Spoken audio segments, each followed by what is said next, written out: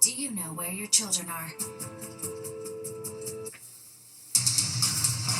Right now on Fox 5 News.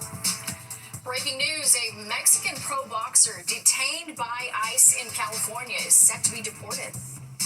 Plus, with the fireworks celebrations just hours away, New York's finest will be out in full force, keeping New Yorkers safe this 4th of July. And it's heading to the desk of President Trump. The big, beautiful bill passes after a marathon session in the House. A closer look at what's inside the bill. And that's where we begin tonight. Thanks for joining us. Welcome to the 10 o'clock news. I'm Natasha Verma. And I'm Richard Giacobas in for Steve. Republicans overcame multiple setbacks and major opposition to get the bill approved, especially from Democratic leader Hakeem Jeffries, who delayed voting for hours. Fox 8's Stephanie Bertini joins us now with the details. Steph? So this is a major win for President Trump, and he acknowledged it as he spoke before a crowd in Iowa. Congress passing the bill days after it passed in the Senate.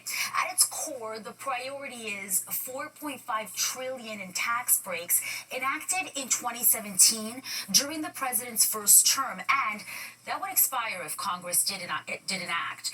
What's new includes allowing workers to deduct tips and overtime pay and a $6,000 deduction for most older adults earning less than $75,000 a year. There's about a $350 billion investment in national security and the president's deportation agenda, as well as to help develop the Golden Dome defensive system over the U.S. to help offset the loss. Tax revenues, the package includes $1.2 trillion in cutbacks to Medicaid health care and food stamps, largely by imposing new work requirements, including for some parents and older people. And there's a big rollback of green energy tax credits, too.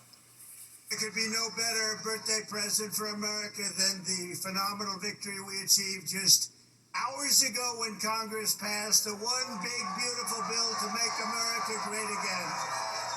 Right? And there's the president just a short while ago. House Speaker Mike Johnson said he made sure to answer questions from any Republican who had concerns after the Senate made changes to the original version of the bill. The bill's voting hit a bit of a delay after House Minority Leader Hakeem Jeffries held a nearly 9-hour speech protesting cuts to millions on Medicaid. Jeffries broke the record for giving the longest uninterrupted speech in the chamber. And I was not going to make anybody, I was not going to demand anybody's vote or their position on the bill until they felt that they had exhausted that opportunity. So we did it, and that's how we got everybody yes.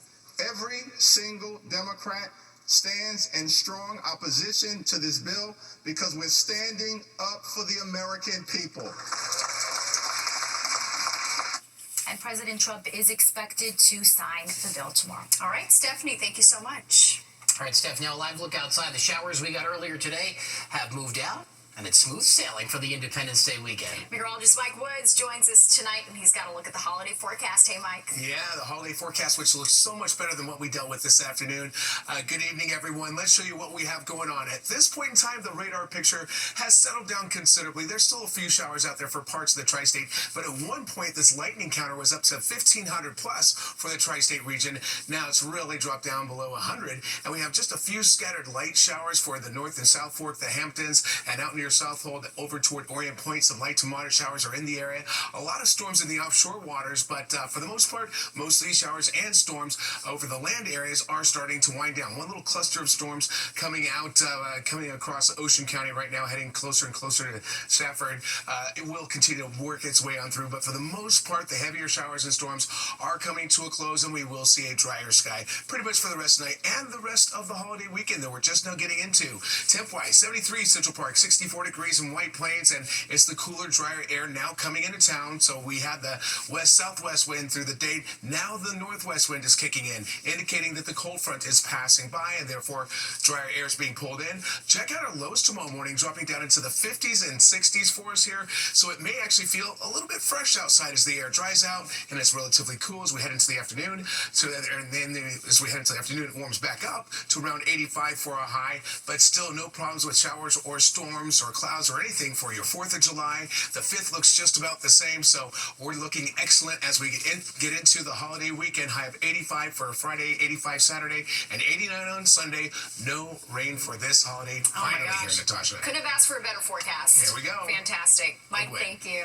And in less than 24 hours, the skies over the East River will be dazzling as the 49th annual Macy's fireworks show gets underway, and security is going to be extremely tight. City officials say thousands of personnel will be deployed tomorrow to make sure that everyone is safe.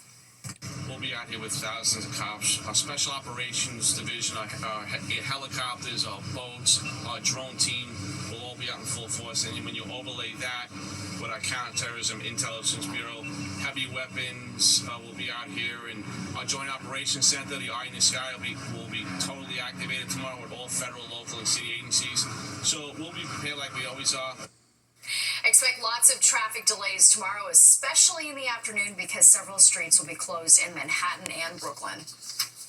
And out of breaking news, a professional Mexican boxer down for the count tonight. Julio Cesar Chavez Jr. arrested by ICE and set for deportation just days after he lost in a match in Southern California. Fox 5's Duarte Geraldino is in the newsroom with details and reaction tonight. Duarte. So his name is Julio Cesar Chavez Jr. He's one of the most recognizable names in boxing.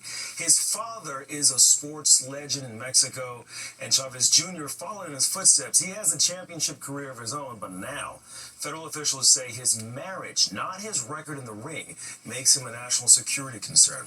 Homeland Security says Chavez is married to Joaquin El Chapo Guzman's granddaughter. She's a U.S. citizen. That marriage became the basis for his green card application, but officials say the application included false statements because of his family tie to El Chapo. DHS says Chavez has direct links to a cartel leadership. DHS released a statement that reads in part, on December 17, 2024, U.S. Citizenship and Immigration Services made a referral to ICE that Chavez is an egregious public safety threat. However, an entry in a DHS system under the Biden administration indicated Chavez was not an immigration enforcement priority. Now, just last week, Chavez fought Jake Paul in California. He was training publicly for weeks, but 2 days after that match, ICE agents arrested him outside his Los Angeles home. Now, critics now question why ICE arrested him after the fight, which generated millions of dollars for California's economy, rather than before it. If you are hiring and paying an individual who is not in the United States without status, you are violating laws. Is the government also going to pursue these promoters, find them, detain them? Chavez also has a record in both the U.S. and Mexico. Now, in 2012, he was convicted of DUI in Los Angeles. In 2023, a Mexican judge issued a warrant for organized crime and weapons trafficking. And in 2024, he was convicted in California for illegal possession of an assault weapon and modifying a short-barreled rifle. Chavez is in ICE custody right now and could be deported within days, but his case raises broader questions, not just about immigration enforcement, but about who profits, who knew, and who may be held accountable. Duarte Geraldino, Fox 5 News. Richard, Natasha. Yeah, big news tonight. Ari, Duarte, thank you. The first group of detained migrants have arrived at Alligator Alcatraz in Florida. Officials didn't say how many detainees are there or when they arrived. The site is named after the notorious federal prison known for its brutal conditions. Florida's governor has stressed the facility is both temporary and necessary to alleviate jails. A group of outraged Democrats are protesting the facility.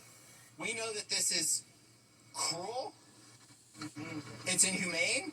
It's totally un-American. Right. And we should be reflecting on that as we enter the 4th of July holiday. Because we here as lawmakers, we are patriots. Human rights advocates and Native American tribes have also protested against the center, calling it a threat to the Everglades.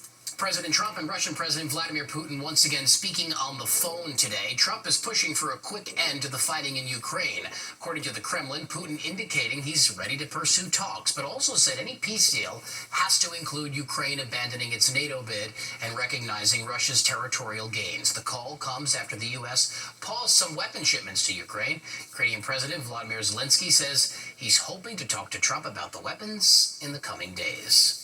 And the Supreme Court agreeing to take up a new case about which school sports teams transgender students can join. More than 24 states have enacted laws barring transgender women and girls from participating in certain sports. The justices say they'll review lower court rulings in favor of transgender athletes in Idaho and West Virginia. This comes just 2 weeks after the court upheld a ban on gender-affirming care for transgender youth. Well, fans around the world mourning the death of soccer star Diogo Jota tonight. The 28-year-old and his 25-year-old brother Andres Silva were killed in a car crash in Spain when their Lamborghini veered off a road and caught on fire around midnight. A blown tire is suspected to have caused the crash. Jota played for Liverpool in the English Premier League and was on Portugal's national team. Portugal's women's team honored him with a moment of silence before this afternoon's game. Fans say it's hard to believe that he's gone. Just genuinely couldn't believe my eyes, you know, like seeing someone who's playing current football to just, disappear like that. It's very, very sad, and I was very shocked, and I'm still very sad. Yeah, it hasn't really sunk in as a football fan. It's a sad day. Jota was married just 2 weeks ago. He will be laid to rest on Saturday. He was the tough guy of all tough guys on the silver screen, known for hit movies like Reservoir Dogs and Kill Bill. Michael Madsen died today. Madsen was once quoted as saying, maybe he was just born in the wrong era. His career spanning more than 300 credits stretching back to the early 1980s. Madsen even had a role in the mob film Donnie Brasco. Madsen was found unresponsive in his home in Malibu, California this morning. His manager says he died of cardiac arrest, and Michael Madsen was 67 years old.